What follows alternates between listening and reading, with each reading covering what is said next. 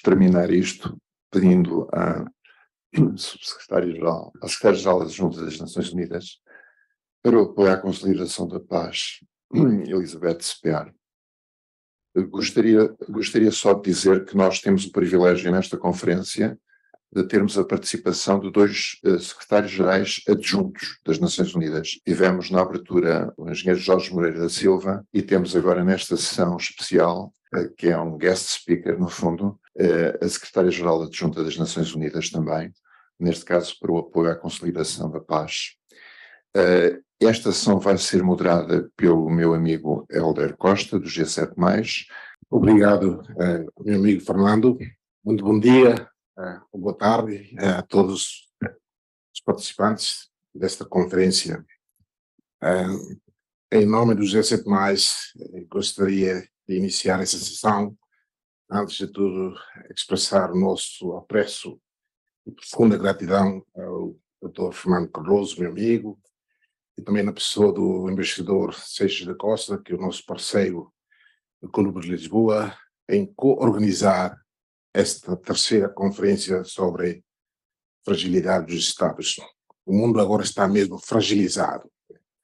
Por isso, é neste contexto que temos a honra de ter a presença da Subsecretária-Geral das Nações Unidas, Sra. Elizabeth Spehar, onde também trabalhamos juntos nos anos anteriores, no contexto da construção de paz, o Peace Building Effort das Nações Unidas. Portanto, antes de tudo, gostaria também de fazer uma pequena introdução sobre a Sra. Elizabeth. Como vocês sabem, vocês podem ver no Google, a Sra. Elizabeth iniciou o cargo dela como Assistant Secretary-Geral of the United Nations for Peace Building Affairs em janeiro de 2022, mas antes de tudo também exerceu o cargo como Secretário-Geral ou Special Representative of the Secretary-General and Head of the United Nations Peacekeeping Force in Cyprus. E além disso também exerceu vários cargos altos, mesmo no seio das Nações Unidas e também a nível do país. Portanto, mais uma vez, Sra. Elizabeth, é com grande honra, em nome do Clube de Lisboa e do G7+, de ter a sua presença aqui, no meio da sua agenda sobrecarregada das Nações Unidas, no contexto de enfrentar um mundo assim tão turbulento neste momento. Bom, a Sra. Elizabeth fala 5 línguas, além de inglês, português, francês, espanhol, e é origem canadiana, se não me engano. Yeah. Portanto, eu dou agora a palavra à sua pessoa de falar em que língua que a senhora acha confortável, porque temos aqui tradução simultânea em inglês e português. Portanto, se quiser falar em português, seja bem-vindo, senão também posso falar em inglês. Muito obrigado. Tempo é sua. Muito obrigado, prezado secretário-geral da G7+. Uma muito boa tarde a todos e a todas aqui presentes. É uma grande honra para mim participar dessa conferência. Eu agradeço os organizadores do evento, principalmente o G7+, Clube de Lisboa e a Universidade aqui em Lisboa. Com a licença de todos aqui presentes, eu gostaria de continuar em inglês, mas queria pelo menos cumprimentar todo mundo aqui em português para começar. Acho que o distinguido secretário-geral vai fazer algumas perguntas para mim que eu vou tentar responder. Meu amigo Fernando, vamos mudar agora o formato. Let's now switch into English now. It's my honor to chair this session, and given the time limitation we have, I'd like to trigger Ms. Spehar with a few lead questions, and then later on I will pass the floor to the audience to pose some comments, feedback, or some perspectives, either from academics or from political masters present in this room, or even from our dear students from the international relations of the Universidade Autónoma de Lisboa. By the way, this event also is live online around the world, in particular to my home country, Timor-Leste, which is also watched by our domestic audience back in Timor as well as overseas. Ms. Spehar, there are some staggering figures today before we started. Mr. Jorge Moreira mentioned about the funds for conflict prevention is very little. It's only 2% out of, if I'm not mistaken, what he was saying in the beginning. We know that the world is now currently facing a multiple crisis or polycrisis, namely wars in Ukraine, now in the Middle East, natural disasters, pandemic, and the geopolitical fragmentation that underpins the complexity of this crisis. Coming from the United Nations office, who is in charge of the peace-building affairs, what would the peace-building efforts look like in countries that are really affected by conflict and fragility? Please, thank you. Thank you very much, Secretary-General, and I'm particularly pleased to see students here as well. When I travel for this position to various member states, I love in particular to interact with students and young people more broadly. So wonderful to see many of you here. Also very honored by the presence of a number of ambassadors and other high-level officials of the G7 plus community. And a pleasure to have you all here. I know the time is very short, so let me start answering a little bit your first question, Secretary General. Indeed, I think the first part of this event today has allowed us to hear some very eloquent voices who were talking about the polycrisis, the incredible complexity of the world before us right now, a series of situations within countries, between countries, and more broadly, multilaterally, concurrent crises, as you were saying, of war, natural disasters, pandemics, and all of this with a backdrop of increasing geopolitical fragmentation. Certainly, when we look at the situation right now, there doesn't seem to be much scope for optimism or for hope. But as I say often within the United Nations, we are often the harbingers or the messengers of doom and gloom. But we also have to keep giving hope to people around the world. And even in the most dire situations, there are ways to move forward. So I think the first perhaps message is that we shouldn't give up hope, and we need to see the avenues for a better world and to properly address these multiple crises. I think we have a paradox, of course, within the multilateral system, and that is that at the same time as all of these crises, and not least this increasing polarization and division among countries and within countries, is serving to strain and put great stress on the multilateral system and on our ability to act and work together. It has never been more important than now to act multilaterally. And so I think we need to start with that premise. And I was actually very heartened to hear this morning how many of the participants so far, while they were pointing out many of the challenges of the UN, also were pointing out that we needed the UN, we still need the UN, and we have to see how we make it work. I wanted to mention very quickly 4 principles in terms of what peace building and state building efforts should look like, and then maybe 3 particular areas. Some principles about what we need to have underpinning peace building and prevention efforts for that, and state building efforts for that matter.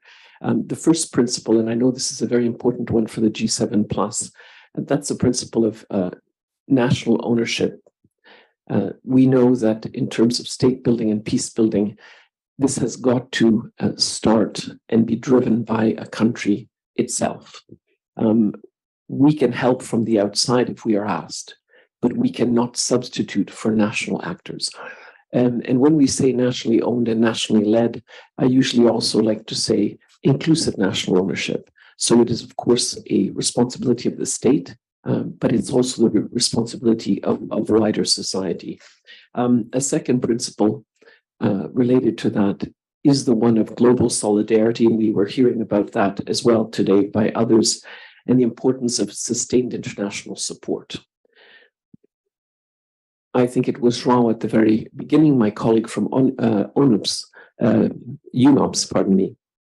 who was talking about at quite some length the crisis in terms of the climate emergency and other related environmental crises in front of us.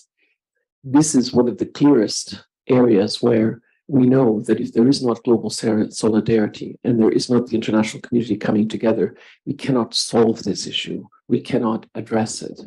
But there are many others, and other points have also been made in that respect. So at the same time as we need to have nationally led peace building and state building strategies, we also need to count on the global dimension, global solidarity, and working and cooperating together. A third principle for us at the United Nations in terms of effective peace building and state building is that you need to have a comprehensive approach. That was also evoked, I believe, by João early in the day.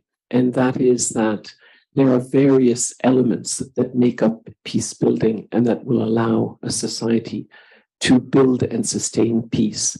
And in the United Nations, we use a lot of jargon, sadly, a lot of special language that I think is only understood within the UN bubble. But we do talk about things like the humanitarian development and peace nexus.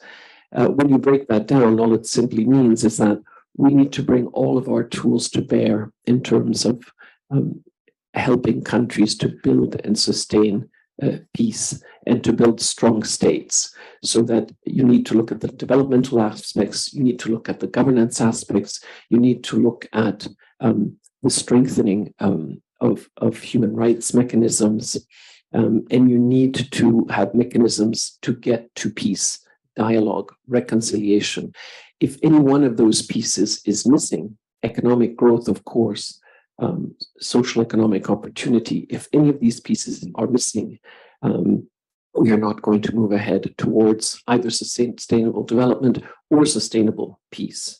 And the fourth principle, if you will, that I wanted to mention, which now has been mentioned several times, and Secretary-General, you started with it, is this issue of increasing resources for peace building and state building. If you look at the statistics, I think João mentioned some of them at the beginning. The OECD report on states of fragility of 2022 was very eloquent in this area, and it shows how the resources that are going to fragile states are going in many different areas, but very little towards peace, and even less towards prevention. If my memory serves, in the last several years, of all of the official development assistance going to fragile and conflict-affected countries, only 12% was directed towards peace activities, and of that, only about 4%, João said 2%, but anyway, very little, 2 to 4% is going to peace. We need to get the resources. We see where the money is going. The crisis in terms of humanitarian need was evoked several times today already. We have some interesting studies from the past, such as the Pathways for Peace report of 2018, that really made the business case for investing more in prevention. They looked at very specific case studies, and they came up with a formula wherein for every dollar that you invest in prevention, over the longer term, you will save $16 in money that would otherwise be spent on repairing infrastructure, delivering humanitarian aid, and so forth. So we have the information. We know that this must be done, but the money is still not coming there. In terms of where we should be specifically doing more, or three areas that are important for peace building and state building in the current situation, I would mention three, but this is not an exhaustive list. And some of this has also been mentioned before. First of all, I think one of the most important areas for state building and peace building is strengthened governance and the rule of law. This is something that is very clearly outlined in the Sustainable Development Goal 16, and many of us feel that it is Sustainable Development Goal 16 is one of the key enablers for the rest of the Sustainable Development Goals. And we have seen also evidence in so many cases that there is a key linkage between strong, effective, transparent, accountable institutions, state building, and peace building. Now, we know that this is a long-term prospect, and it's, of course, nothing new, but it remains relevant. We need to invest in these strong institutions, in the rule of law, in transparency, in inclusiveness. At the same time, and I think this was mentioned by someone as well, while we support processes of state building and longer-term institution building, I think we also need to see how these fragile states, as fragile and weak as they might be in many ways, how they can deliver the basic needs of the population and at least start to show some peace dividends to conflict-affected populations in conflict-affected contexts, because there have been a number of reflections this morning on the challenge to democracy, to democratic governance around the world, and the weakening of democratic cultures and democratic systems. Well, one of the big challenges, of course, for democratic systems is that there is the expectation that this will deliver for the population, that it will deliver equality, it will deliver human rights, it will deliver job opportunities, it will deliver peace, it will deliver many other critical public goods. And when a country is not able, when a state is not able to do so, this is definitely a factor of deepening fragility. Let me link that up to the second area, which is working on all forms of exclusion. We also know through studies that whether it's a particular ethnic group or socioeconomic group or religious group or gender, basically keeping 50% of the population, women, out of key decision-making, out of economic opportunity, out of other areas of life, this not only weakens the future opportunities of a fragile state, it often can lead to violence and conflict. So we have studies that show that not just exclusion, but even the perception of a particular group in a society, that they are being excluded from various aspects of public life, or excluded from the possibility of advancing economically, politically, socially, and so forth, that can lead to movements of violence. So we really need to look at the issue of exclusion. And there I would make a point again back to youth. There are a lot of young people in the room.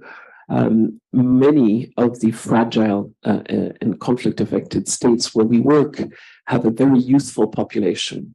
They make up sometimes 60% or more of the population, and yet they are not actively involved often in the key aspects of their society. If we really want to harness the prospects for moving forward, we need to engage youth meaningfully within peace building. And thirdly, I would say that given the fact that we have seen in the last few years a growing multiplicity of crises, including some that were quite unexpected, such as the global pandemic, we need to support countries to invest more in foresight, preparedness, and resilience building. In other words, we need to help them with their preventive capacities. Thank you. Thank you, ASG, for outlining the number of principles that overrides the UN peace-building support operation in fragile and conflict-affected states.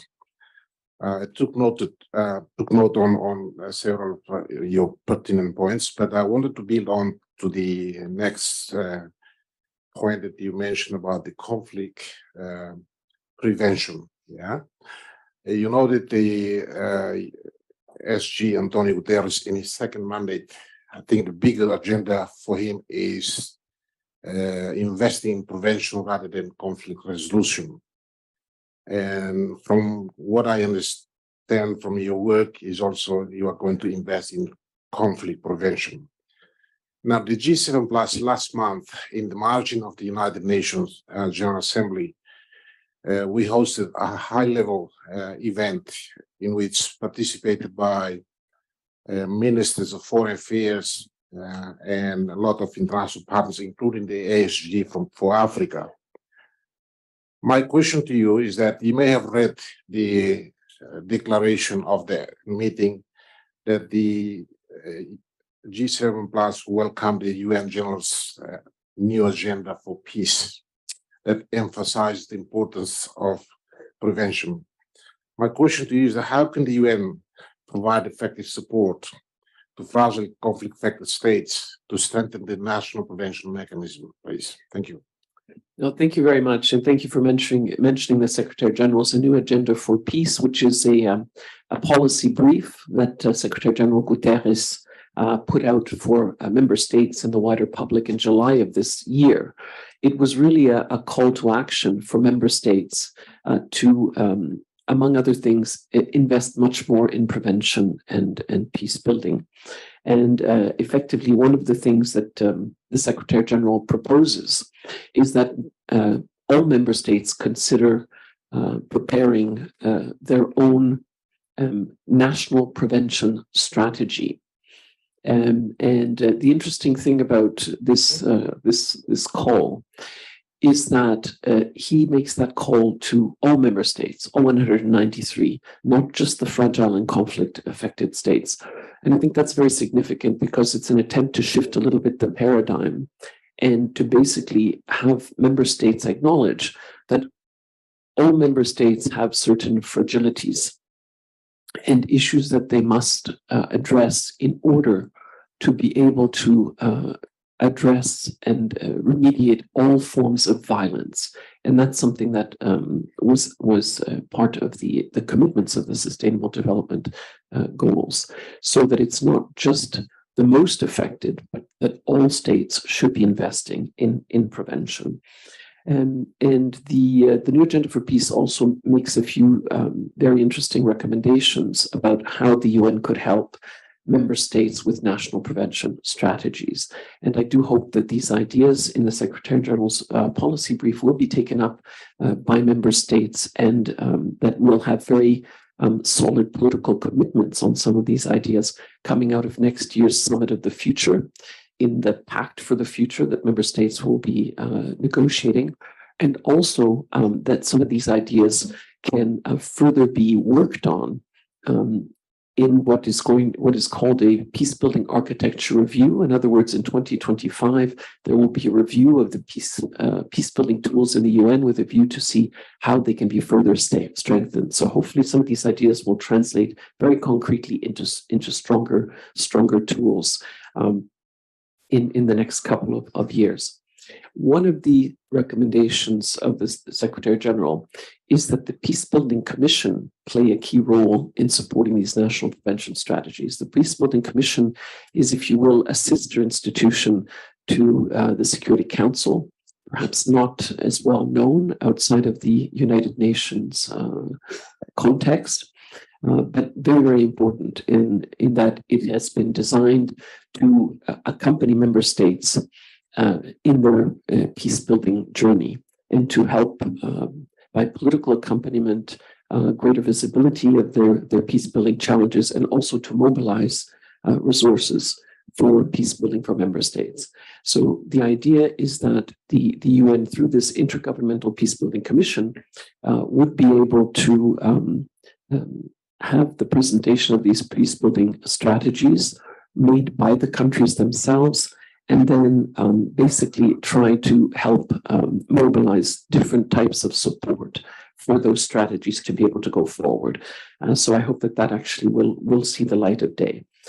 In addition to that, of course, there's a whole United Nations system, and that was alluded to in the opening session. There are many different agencies, funds, and programs.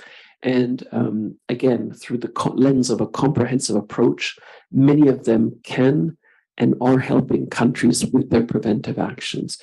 And we can hope that those will also be strengthened, and that will continue to be at the service of member states. The Peace-Building Support Office that I lead has a number of tools as well, which can be brought to bear to support member states with prevention strategies. And beyond that, I think we need, as was said also by a number of participants today, to mobilize the international financial institutions and also the private sector. This is something that could be done through the Peace-Building Commission in support of national prevention strategies. It's something my office is also working on. We work quite closely with the World Bank, IMF, and increasingly with regional development banks, who have almost all of them now their own fragility strategies.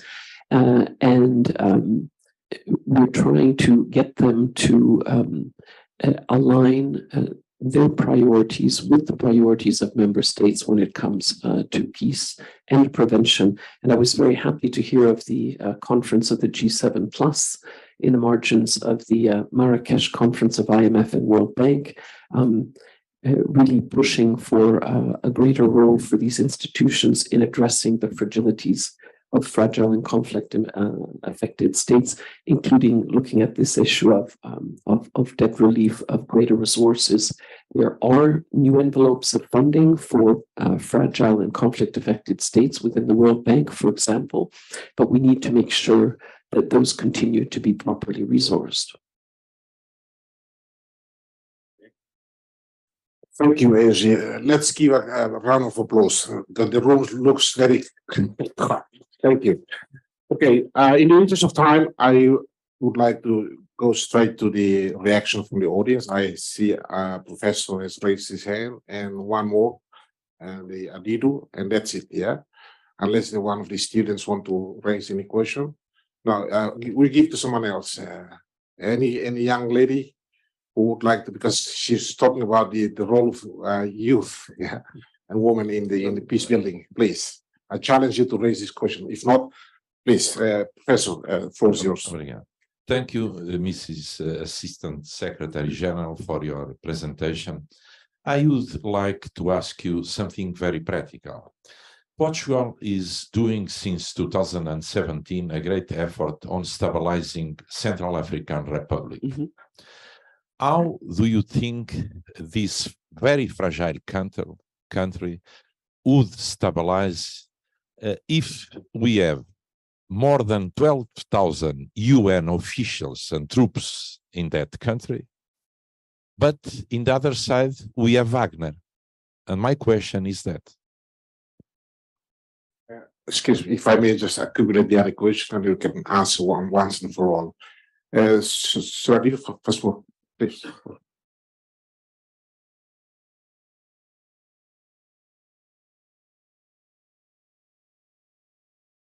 Thank you for the time. I want to use the former Portuguese Prime Minister and President of the Republic, Dr. Cavaco Silva, has just released a book with the title of The Prime Minister and the Art of Governing. In the second chapter of the book, he talked about the development of and consolidation of the Europe Union. And one thing that I want to raise is that he said the Europe Union should have a balanced development within the Europe itself. Doesn't matter how big is the country, how rich is the country. And also on the other hand, we want to extend the idea in the African countries and also Asian countries, especially these fragile states, in order to stop the problems coming from the African countries, the Asian countries, back to the Europe. I think this is the good idea in order to ensure the peace, not only in the region, but also in the world. What are your perspective on the balanced development to ensure the peace and stability in the region and also in the world? Thank you.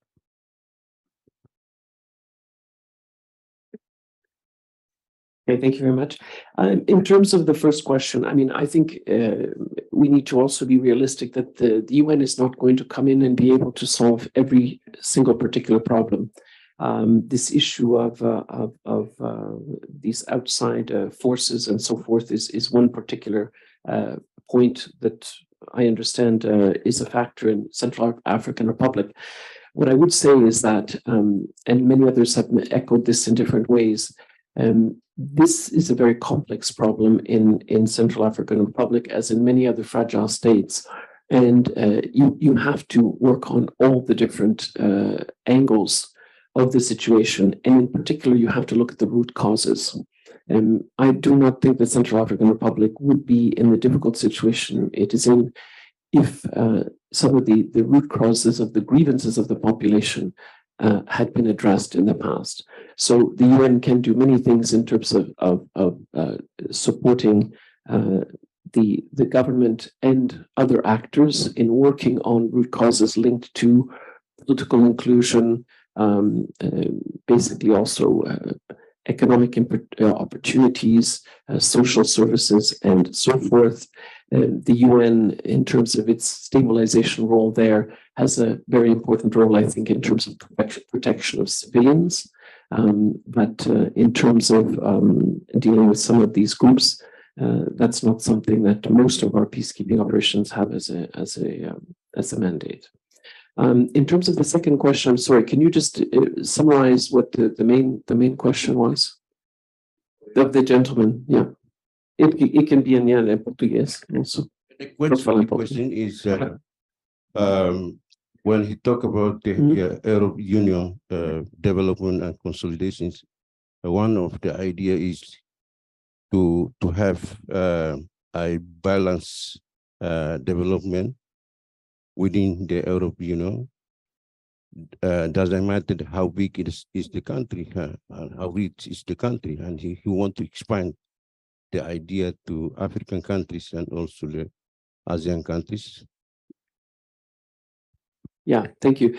Just to say that, again, I think this was alluded to in the last panel. I don't think that there is one model of the way to do things, and certainly some of the ideas and approaches in European Union may be useful for other contexts in other parts of the world, and perhaps some of it may not. And this is where I think institutions like the G7 Plus come in that, as I understand it, you are sharing very important experiences and lessons learned from one fragile country to another, your fragile to fragile cooperation.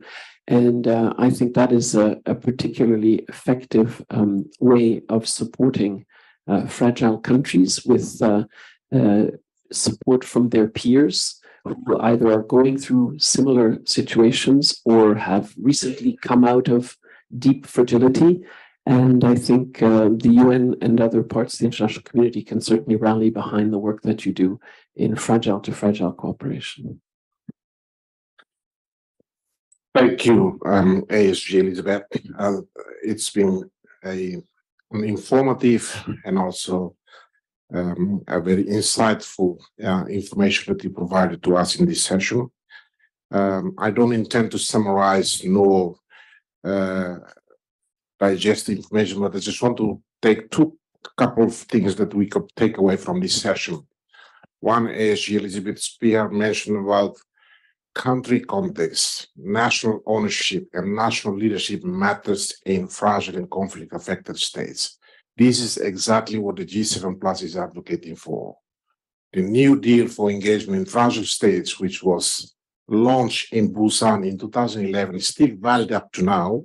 It sets up a set of principles, as Madam Elizabeth Spehar mentioned early on, among the 4 principles he mentioned, but country context and especially leadership matters. It is in the country that we need to work with, rather than you come and do the parallel system in the country, and in the end it becomes counterproductive.